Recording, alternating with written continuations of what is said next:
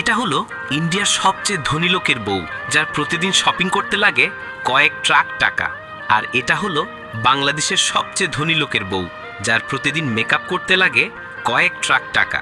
ইন্ডিয়ানরা বলে আমাদের মেয়েই পৃথিবীর সবচেয়ে ধনী, আর বাংলাদেশিরা বলে আমাদের মেয়ের চেয়ে ধনী পৃথিবীতে আর নেই।